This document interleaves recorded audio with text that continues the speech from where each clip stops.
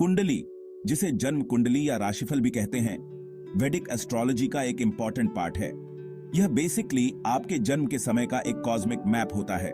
इसमें देखा जाता है कि आपके जन्म के समय कौन सा ग्रह कहां पर था, किस राशि में था।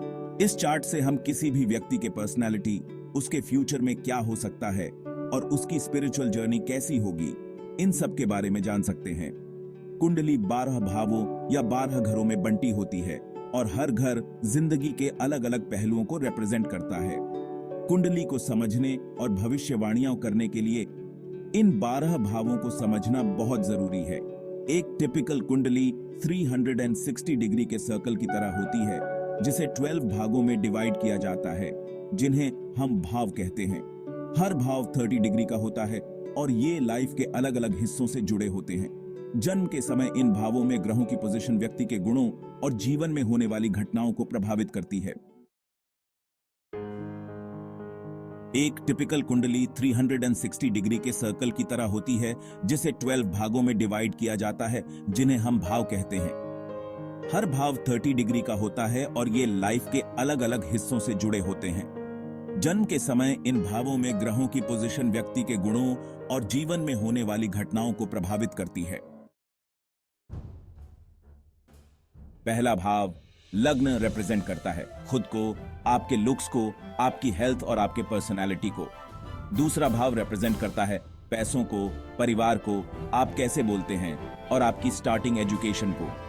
तीसरा भाव रिप्रेजेंट करता है भाई बहन, हिम्मत, कम्युनिकेशन और छोटी यात्राओं को। चौथा भाव रिप्रेजेंट करता है घर, मां, घर का माहौल और प्रॉपर्टी को। पांचवा भाव रिप्रेजेंट करता है क्रिएटिविटी, बच्चे, प्यार और एजुकेशन को।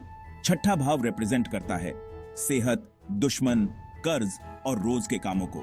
सातवां भाव रिप्रेजेंट करता है शादी, पार्टनरशिप और बिजनेस रिलेशंस को। आठवां भाव रिप्रेजेंट करता है अचानक चेंजेस, लंबी उम्र, गूढ़ विद्या और इनहेरिटेंस यानी कि पुरखों की संपत्ति को।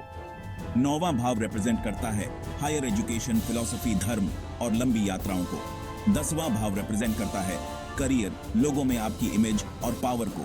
11वां भाव रिप्रेजेंट करता है दोस्ती, इच्छाएं और फायदे को।